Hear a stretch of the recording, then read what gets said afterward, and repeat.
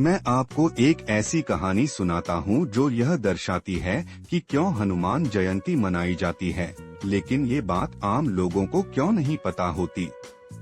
यह एक काल्पनिक लेकिन भावनात्मक और गूढ़ कहानी है जो लोगों को सोचने पर मजबूर कर देगी। वो संत और वो जन्म। एक रहस्यमयी हनुमान जयंती की कहानी बहुत समय पहले की बात है। उत्तर भारत के एक छोटे से गांव में एक वृद्ध संत रहते थे। उनका नाम था स्वामी यशोमित्र। शांत स्वभाव, प्रभु श्री राम के अनन्य भक्त और हनुमान जी के उपासक। गांव में कोई भी संकट आता, लोग उनके पास समाधान के लिए दौड़े चले आते। पर एक अजीब बात थी, जब भी हनुमान जयंती का दिन आता, स्वामी यशोमित्र पूरे दिन मौन रहते। ना पूजा, ना भजन, ना कोई आयोजन। लोग बड़े हैरान होते। किसी की हिम्मत नहीं होती उनसे पूछने की। एक बार एक बालक, नाम था आरव, जो स्वामी जी का भक्त था, हिम्मत करके पूछ बैठा, गुरुदेव, हम सब तो हनुमान जयंती बहुत धूमधाम से मनाते हैं, पर आप उस दिन चुप क्यों रहते हैं? स्वामी जी मुस्कुराए और बोले, आज तुम्हें एक रहस्य बताता हूँ जो बहुत कम लोग जानते हैं। कहानी की जड़ें त्रेता युग में जब प्रभु श्री राम ने रावण का वध किया और अयोध्या लौटे, तब हनुमान जी ने भी अयोध्या में रहना शुरू किया।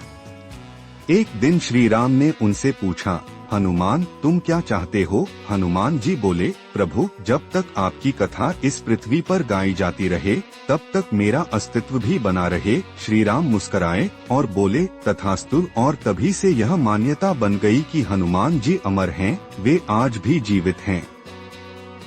पर हनुमान जयंती कब मनाई जाए? भगवान हनुमान के जन्म का कोई निश्चित समय नहीं था। कुछ लोग मानते हैं कि वो चैत्र पूर्णिमा को जन्मे, कुछ कार्तिक मास में मानते हैं। स्वामी यशोमित्र ने कहा, ये भ्रम क्यों है? क्योंकि हनुमान जी खुद नहीं चाहते कि उनका जन्मदिन किसी दिखावे में बदले। उनका जीवन तो सेवा, समर्पण और भक्ति का प्रतीक है।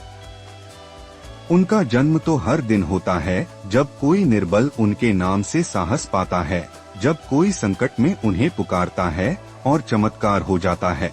एक अद्भुत घटना फिर स्वामी जी ने बताया। 20 साल पहले एक दिन जब वह तीर्थ यात्रा पर थे, एक घने जंगल में भटक गए।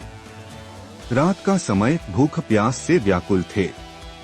तभी एक वृद्ध वानर आया, उन्हें एक पेड़ के नीचे विश्राम कराया, फल दिए और भजन गाता रहा।